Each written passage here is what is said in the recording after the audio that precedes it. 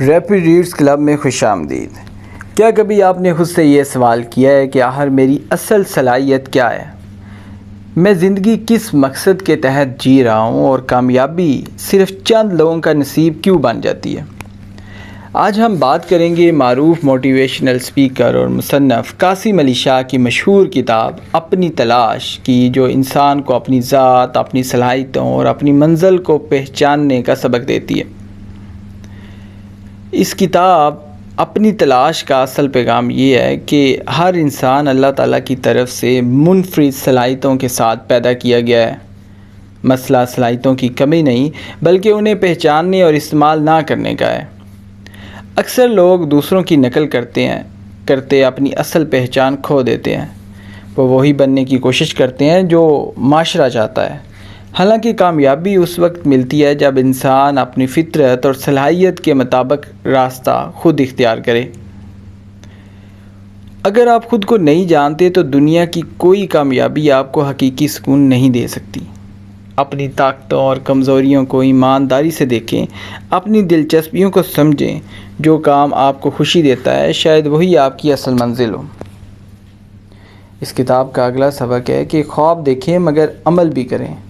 صرف خواب دیکھنے سے کچھ حاصل نہیں ہوتا۔ ہر کامیاب انسان نے خواب کے ساتھ مسلسل محنت بھی کی۔ ناکامیاں آئیں، مشکلات آئیں، لیکن انہوں نے ہمت نہیں ہاری۔ اگر آپ روزانہ ایک چھوٹا قدم بھی اپنے مقصد کی طرف بڑھائیں تو ایک دن یہی چھوٹے قدم آپ کو بڑی منزل تک پہنچا دیں گے۔ اسی طرح سے دنیا کا سب سے قیمتی سرمایہ وقت ہے۔ پیسہ واپس آ سکتا ہے لیکن گزرا ہوا وقت کبھی واپس نہیں آتا۔ کامیاب لوگ وقت کو ضائع نہیں کرتے بلکہ ہر دن کو اپنی بہتری کے لیے استعمال کرتے ہیں۔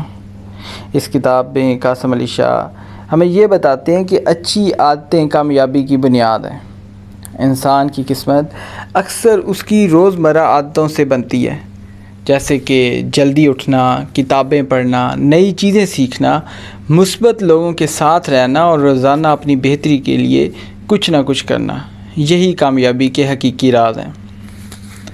قاسم علی شاہ اس بک میں یہ بھی فرماتے ہیں کہ ناکامی سے نہ گھبرائیں۔ ناکامی اختتام نہیں بلکہ سیکھنے کا ایک موقع ہے۔ ہر بڑی کامیابی کے پیچھے بے شمار ناکامیاں چھپی ہوتی ہیں۔ اگر آپ ہر ناکامی سے سبق سیکھتے ہیں تو ایک دن کامیابی آپ کا مقدر بن جاتی ہے۔ مثبت سوچ کی طاقت کے بارے میں بھی قاسم علی شاہ نے اس کتاب میں بہت کچھ لکھا ہے۔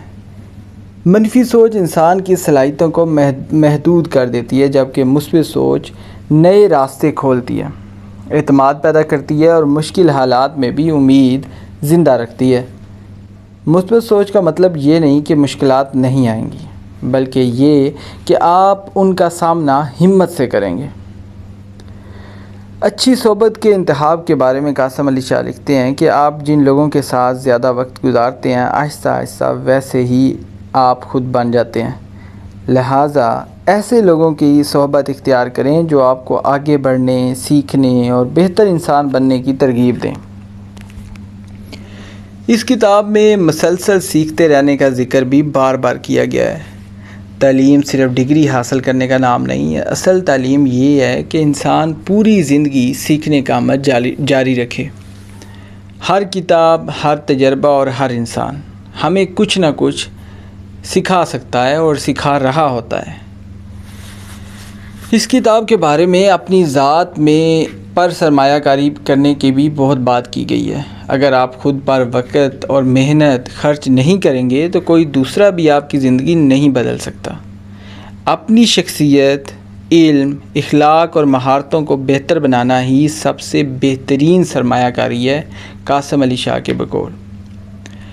تو قاسم علی شاہ کے بقول کامیابی کا اصل مطلب صرف دولت یا شہرت نہیں۔